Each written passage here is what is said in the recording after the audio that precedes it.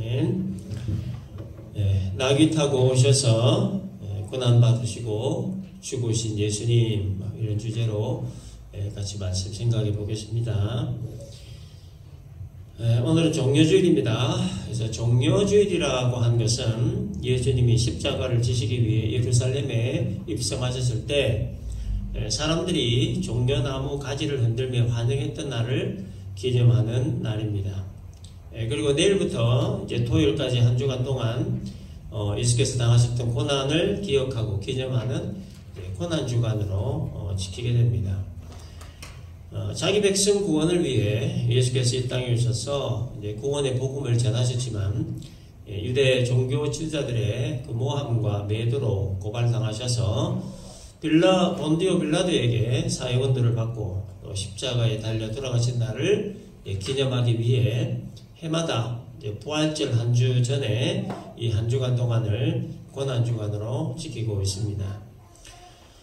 우리 교회는 여러 가지 여건상 고난주간을 이렇게 매일마다 모여서 이렇게 예배를 할 그런 여건이 안 돼서, 그래서 오늘은 종교주일과 또 내일부터 고난주간 이렇게 다 합해서 이렇게 살펴보는 시간을 갖도록 하겠습니다. 특별히 이제 내일부터 시작되는 고난주간을 맞이해서 월요일부터 금요일까지의 예수님의 그 행적에 대한 이런 내용들을 좀 간단하게 살펴보는 시간을 갖겠습니다.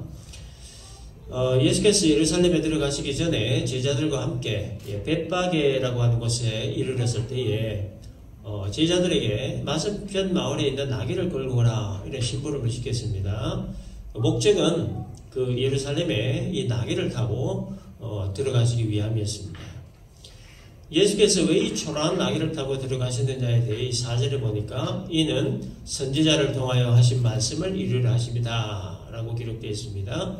그래서 이 예언을 했던 선지자는 스가랴 선지자였는데, 스가랴 9장 9절에 보면 시온에 따라 크게 기뻐할지어다, 예루살렘에 따라 즐거이 부를지어다, 보라 네 왕이 내게 임하나니 그는 공의로우며 구원을 베풀며 겸손하여서 나귀를 타나니 나귀의 작은 것 곧 나귀 새끼니라, 이렇게 기록이 되어져 있습니다.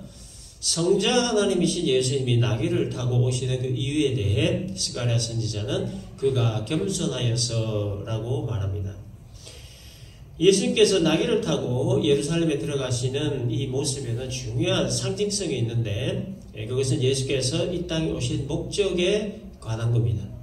예수께서 나귀를 타고 예루살렘에 들어가시는 이것에는 예수께서 사람들로부터 섬김을 받는 왕으로 오시는 것이 아니라 많은 사람의 대속물이 되어 죽기 위해 오셨다 하는 것을 알리기 위한 상징성이 있다는 겁니다. 그러나 군중들은 예수께서 이 땅에 오신 그 목적도 몰랐고 예루살렘에 들어오시는 목적도 몰랐습니다. 이들은 그저 예수께서 로마를 무찌르고 로마로부터 독립한 새로운 나라를 세우는 메시아로 오시는 줄로만 알았습니다. 그래서 군중들은 자기들의 겉옷을 벗어서 나귀 타고 오시는 예수님 길 앞에다 깔고 나뭇가지를 베어 길에다 펴고 호산나 다윗의 자손이여 찬송하리로다, 주의 이름으로 오시는 이여 가장 높은 곳에서 호산나, 이렇게 외치면서 환영을 한 겁니다. 독립의 희망과 새로운 나라에 대한 부푼 꿈을 안고 예수님을 이렇게 환영을 한 겁니다. 군중들로부터 환영을 받고 예루살렘에 들어오신 예수님은 다음 날의 월요일에 예루살렘 성전에 들어가시죠. 들어가셔서 성전 안에서 매매하는 자들과 돈 바꾸는 자들의 그 상을 뒤엎습니다. 비둘기 파는 자들의 의자를 엎으십니다. 그리고 내 집은 기도하는 집이라 일컬음을 받으리라 하였거늘 너희는 강도의 소굴을 만들었다다, 이렇게 책망을 하시면서 장사꾼들을 다 내어쫓으셨습니다. 당시에 유월절을 지키기 위해 원근각지에서 많은 유대인들이 예루살렘에 몰려들었는데, 이 유월절은 애굽의 노예 생활에서 해방시켜 주신 하나님을 기억하고 감사의 예배를 드리기 위해 지켰던 유대인 최대 명절이었습니다. 이 유월절을 지키기 위해 유대인 남자들은 매년 예루살렘으로 올라가 하나님께 기도하고 자신의 생명과 가족을 하나님께 바친다, 이런 의미로 양이나 염소나 수소, 새 혹은 곡식과 기름 이런 종류로 제물을 드리면서 제사를 드렸습니다. 그런데 먼 곳으로부터 온 유대인들은 이 짐승, 제물용 짐승들을 가지고 오기가 힘들었기 때문에 현지에서 제물용 짐승을 사야만 했습니다. 그래서 예루살렘에 살고 있는 유대인들은 먼 곳으로부터 유대인들의 편의를 위해 제물용 짐승들을 이제 팔았는데, 그런데 문제는 이 제물용 짐승들을 팔고 사는 사람들의 그 의식 없는 행동, 개념 없는 행동이었습니다. 하나님께 기도하고 예배를 드려야 하는 거룩한 성전에서 짐승들을 팔았던 거죠. 뭐 10배 이상 폭리치한 것은 그거 말할 것도 없고, 그 유월절 제사를 드리기 위해 몰려온 사람들의 편의를 제공하려고 했던 이 목적이 변질이 되어서 장사꾼들의 시끄럽고 냄새나는 장소가 되어버리고 마는 겁니다. 하나님의 성품 중 가장 중요한 성품은 거룩이죠. 성전은 하나님께서 임재해 계시는 곳이므로 성전은 절대 거룩해야 하는 곳입니다. 그런데 당시 이 성전과 관련된 일을 하는 이 종교 지도자들이 절대 거룩해야 할 이 성전을 경제적 이윤을 남길 목적으로 악용함으로써 이 거룩한 성전을 더럽혔죠. 그 예수께서 분노하시면서 장사꾼들을 내쫓으신 이유가 바로 이것이었습니다.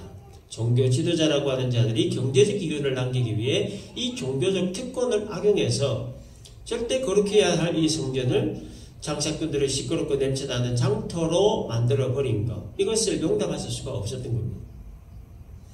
유월절을 지키기 위해 먼 곳으로부터 온 유대인들이 제물용 짐승을 사고 팔고 하는 것 자체에 분노하신 것이 아니라 짐승들을 사고 팔고 하는 장소에 대한 개념 부재에 대해서, 그리고 종교 지도자들의 특권을 악용한 것에 대해서, 그리고 거룩한 성전을 장터화했던 것에 대해서 분노하셨던 겁니다. 자, 예수님은 이렇게 장사꾼들을 다 내어쫓은 후에 성 밖에 있는 베다니에서 하루를 보내셨는데, 이제 화요일에는 행하신 일들이 참 여러 가지가 있습니다.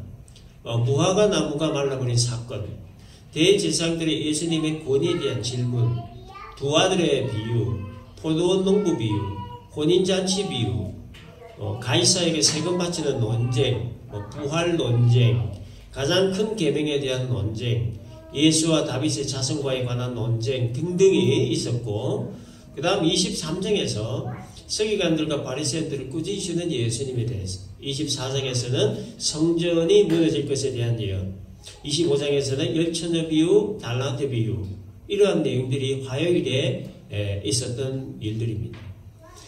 화요일에 행하신 예수님의 이 사역들이 너무나 많기 때문에 뭐 다 다룰 수도 없고, 어제 있었던, 월요일에 있었던 성전 청결 사건 이후부터 이어지는 이 무화과 나무에 관련된 사건만 간단하게 살펴보겠습니다.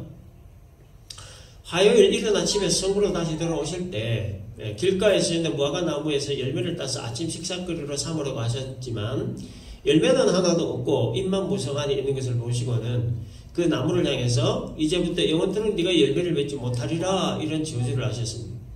그러자 나무가 곧 말라버리는 아주 진기한 일이 벌어졌습니다. 나무가 열매를 맺지 못한다는 것은 곧 생명이 끝났다는 것을 의미하는 건데, 어떤 의미로 이런 말씀을 하셨을까?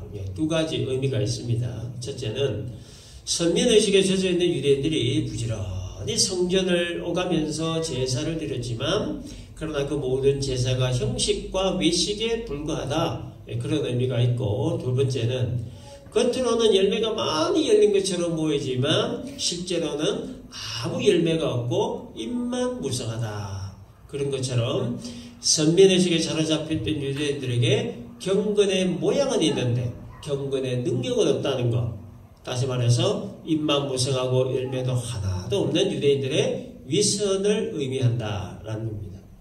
따라서 이제부터 영원토록 네가 열매를 맺지 못하리라고 하신 이 말씀은 하나님의 심판의 날이 임박해졌다는 것을 암시하는 말씀이었습니다. 선민이라고 하는 그 허울 좋은 외형은 갖추었지만 그러나 선민으로서 합당한 믿음의 삶은 없었다는 것. 겉은 화려하지만 속은 썩어서 냄새나는 대제사장들과 서기관들과 같은 종교 지도자들의 가식적이고 위선적인 믿음을 지적하시고자 하셨던 말씀입니다. 예수님의 일주일간의 행적들 중에서 화요일과 수요일에 대한 행적이 학자들마다 조금씩 다릅니다. 다른데 크게 두 가지로 나누면, 하나는 가룟 유다가 예수님을 배신했던 날이 화요일이었고, 수요일은 예수님의 행적에 관한 기록이 없다, 이런 견해가 있습니다. 또 다른 견해는 가룟 유다가 배반한 날이 수요일이다. 뭐 이런 견해가 있습니다. 성경에 예수께서 월요일에는 무엇을 하셨고 화요일에는 또 무엇을 하셨다는 내용이 정확하게 요일별로 이렇게 기록되어 있지 않지요. 또 성경 기록자들이 사건의 중요성이나 긴박성을 강조하기 위해 때때로 시간 배열을 하지 않고 기록한 경우가 많기 때문에 역사 자료나 성경 해석에 따라 견해 차이는 조금씩 날 수밖에 없는 겁니다. 따라서 뭐 어느 견해가 맞다 안 맞다 이걸 떠나서 중요한 건 뭐냐, 예수님이 한 제자로부터 배신을 당하셨다는 거예요. 3년 동안 동고동락하면서 가르쳤던 제자로부터 배신당하고 은삼십에 팔림을 당하셨다는 것, 이것이 예수님의 고난의 한 부분이었다 하는 거예요. 가룟 유다가 왜 스승을 배신하고 이 대제사장들과 손을 잡았을까? 그 이유에 대해 성경은 언급하지 않기 때문에 정확한 이유는 알 수 없지만 여러 가지 정황으로 두 가지 정도로 추측을 해볼 수가 있습니다. 첫째는 스승인 예수님이 자신이 생각하고 바라는 메시아가 아님을 깨닫고 극도의 실망감 때문에 그렇게 했다라는 거고, 두 번째 이유는 자신의 신변의 안전을 위해서 그렇게 했다 이렇게 보는 겁니다. 지금 돌아가고 있는 여러 가지 정황들을 보니 이 종교 지도자들이 스승 예수를 굉장히 못마땅하게 여기고 있고, 그래서 어떻게 해서든지 체포하려고 혈안이 되어 있다 하는 것을 포착하고 이제 뭐 스승 예수가 체포되겠구나, 스승이 체포되면 자기 역시 안전을 보장받지 못할 것이다, 이런 판단을 하게 된 겁니다. 그래서 결국 자신의 신변 안전을 위해 스승이 예수님이 체포되시기 전에 자기가 먼저 선수를 쳤다, 이런 견해죠. 아무튼 수요일에는 가룟 유다가 스승 예수님을 배신하고 대제사장들에게 은삼십에 예수님을 팔고 예수를 넘겨줄 기회를 찾았다는 것, 이것이 수요일에 있었던 내용입니다. 이제 목요일에 예수님은 제자들과 최후의 만찬을 나누셨죠. 만찬 때 주님은 베드로 부인 예고하셨습니다. 그리고 밤에 주님은 겟세마네 동산에서 공생애를 마무리하는 마지막 기도를 드리셨죠. 목요일이 끝나가는 한밤중에 대제사장들이 보낸 사람들이 와서 예수님을 체포했습니다. 목요일 밤 제자들과 마지막 식사를 하시면서 예수님은 자신의 살갑기를 상징하는 떡과 잔을 주셨고, 오늘 밤에 너희가 다 나를 버리라, 이런 말씀을 하셨습니다. 그러자 베드로는 모두 주를 버릴지라도 나는 결코 버리지 않겠나이다, 이렇게 호언장담했지만 주님은 오늘 밤 닭 울기 전에 네가 3번 나를 부인하리라고 말씀하셨습니다. 그러나 베드로는 주와 함께 죽을지언정 주를 부인하지 않겠나이다, 이렇게 큰 소리를 쳤고, 다른 제자들도 하나같이 다 주를 버리지 않겠습니다라고 큰 소리 했습니다. 자, 이제 식사를 끝난 뒤에 주님은 제자들과 함께 겟세마네 동산에 가셔서 마지막 기도를 드리셨습니다. 기도의 내용은 뭐 우리가 잘 아는 대로 십자가의 잔을 지나가게 하옵소서, 그러나 나의 원대로 마시고 아버지의 원대로 하옵소서, 이런 내용입니다.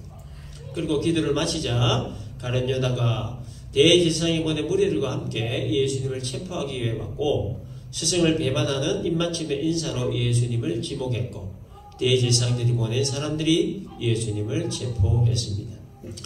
그렇게 체포되신 예수님은 그 길로 대제사장 가야바 앞에 가셨는데 신성모독 그리고 반란주동이라고 하는 죄명을 받고 공회원들로부터 침뱉음 당하시고 주먹과 손바닥으로 맞으시고 온갖 조롱을 다 받으시고 난 이후에 총독 빌라도에게로 끌려가셨습니다.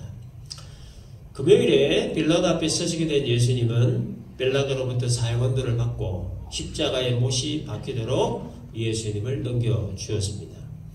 예수님을 넘겨받은 군병들은 예수님을 관정 안으로 데리고 들어가서 옷을 벗기고 홍포를 입히고 가시관을 엮어 머리에 씌우고 갈대를 오른손에 들리고 그 앞에 무릎을 꿇고 희롱을 했습니다. 희롱을 다 한 후에 다시 홍포를 벗기고 원래 입으셨던 옷을 다시 입히고 십자가에 못 박기 위해 끌고 가 발가벗겨서 십자가에 못을 박은 후에 유대인의 왕 예수라고 하는 죄패를 부시고 양편의 강도들과 함께 못을 박음으로써 예수님을 마치 이 강도들과 같은 부류의 범죄자 취급을 했습니다. 그렇게 금요일 오전 9시에 십자가에 못 박이신 예수님은 오후 3시까지 6시간 동안 십자가에 못이 박힌 채로 살이 찢어지는 육체적인 고통과 사람에게 외면받은 정신적인 고통, 그리고 하나님께 버림받은 영적인 고통과 싸우시면서 엘리 엘리 라마 사막다니 나의 하나님 어찌하여 나를 부르셨나이까 하시면서 숨을 거두셨습니다. 지금 이 순간만큼은 성부 하나님과 성자 예수님이 철저하게 분리되어야만 한다는 것을 알리시기 위해 하셨던 말씀이었어요. 자기 백성 구원의 완성을 위해 성부 하나님께서 성자 예수님을 이 땅에 보내셨고, 성자 예수님은 성부 하나님의 뜻을 받들어 구원의 마지막 관문인 십자가를 지셨는데, 그러나 운명하시기 전에 필연적으로 통과해야만 하는 과정이 바로 성부 하나님과 분리되는 일이었습니다. 예수께서 자기 백성들의 죄를 다 짊어지고 계신 상태입니다. 예수님은 죄가 없으신 분이시지만, 그러나 지금은 자기 백성들의 모든 죄를 다 짊어진 상태이기 때문에 필연적으로 성부 하나님과는 분리되어야만 했던 겁니다. 이제 내일부터 시작되는 이제 고난주간을 맞이해서 우리가 다시 한 번 더 깊이 묵상해야 할 것은, 예수께서 낮고 천한 이 땅에 사람 되어 오셔서 모진 고난 받으시고 온갖 조롱 다 받으시고 십자가에 달려 죽으신 이유에 관한 겁니다. 그 이유가 뭐냐? 예수께서 왜 고난 받으시고 십자가에 달려 죽으셨느냐? 이유가 뭐냐? 나의 죄 문제 해결과 구원을 위해, 그리고 천국과 영생 주시기 위함이라고 하는 것. 이 사실을 우리 모두가 다시 한 번 더 깊이 묵상하고 우리 주님을 기뻐하고 또 감사하는 그런 한 주간이 될 수 있기를 주님의 이름으로 축원합니다.